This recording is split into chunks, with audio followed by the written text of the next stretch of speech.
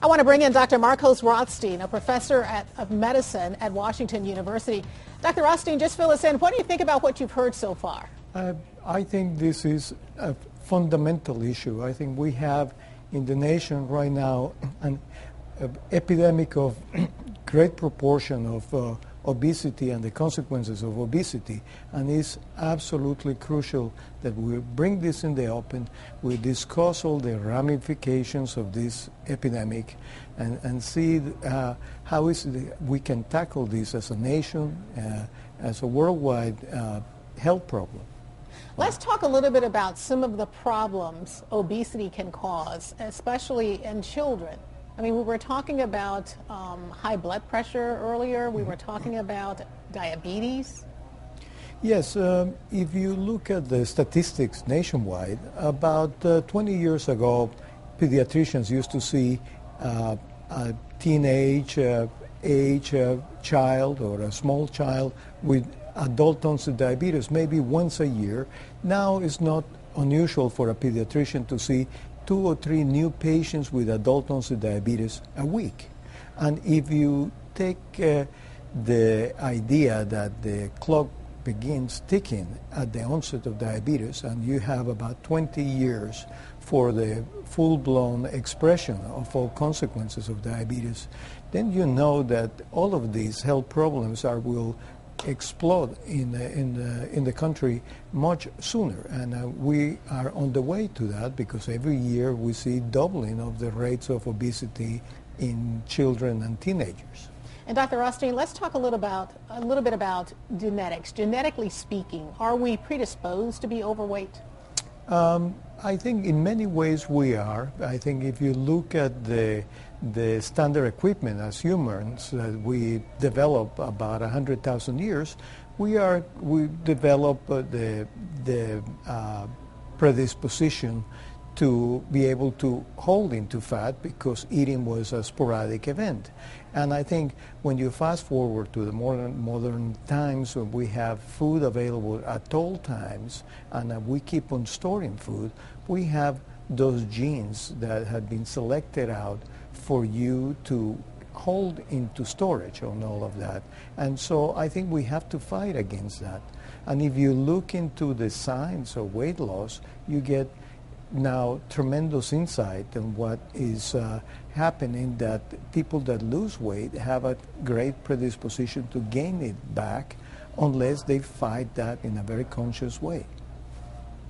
Give some advice to parents, Dr. Rothstein, if you will, especially when you talk about making sure that they have healthy diets and making sure that they exercise, because you just heard here from Patty, she said she didn't realize her son was gaining all that weight. What do you look for? Well, you know, as a physician, I think you like to lead by example, and I just neglected to mention that I'm an alumni of Charles' weight loss program, because in the same fashion that you wouldn't like to go to a physician that smokes, you like to go to a physician that really does what he preaches. And so I think it was very important for me to also get in shape and lose the weight, and that gave me a lot of insight into my patient's plight.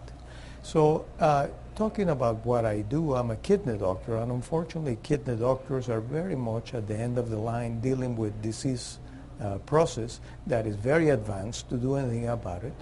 And the consequences of the causes and consequences of kidney disease, as an example of many other ailments, is all related to weight gain and excessive amount of food stuff. So advice for children, I would say for parents, is that the time to start is before you have gained a lot of weight. Do preventive medicine for sure beats doing a cure. So I think once you see your child gaining tremendous amount of weight and being inactive, not having enough exercise activity, that is the time to spring to action. Once you have gained the weight, I think you have to really establish a game plan in which you understand that this is the fight of your lifetime. I think the consequences of weight gain are for sure the epidemic of diabetes, hypertension, a lot of cancers, a lot of the metabolic diseases that we are suffering in the country, and I think we should all be very much aware of that. Dr. Rothstein, I was listening to an interview with Jessica's mom, and she said that she didn't realize she was putting her child's health in danger. How can you not realize that? You said that didn't surprise you at all. No, in the conversation we had, it does not surprise me because I see kidney disease patients that even at the time that they undergo a kidney transplantation or have a kidney replacement treatment in the form of dialysis, they still don't have the insight to understand the consequences of behavior that led into that serious illness. I think same happens to many parents that confuse cuddling and taking care of your child with overfeeding them and giving them, and they don't see. I think it takes tremendous amount of public education to establish that link. And I think the work of this show and many others is exactly to explain to parents that overfeeding a child is not doing them any help.